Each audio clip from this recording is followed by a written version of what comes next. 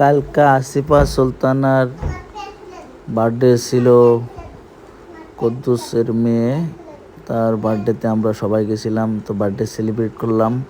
Asifa সুলতানার birthday হয়ে গেল, তো অনেক ভালো লাগলো। বন্ধু বান্ধব সবাই আমরা গেছি, তো যাওয়ার পর অনেক ভালো লাগছে আর খুব এনজয় করছি আমরা সবাই মিলে।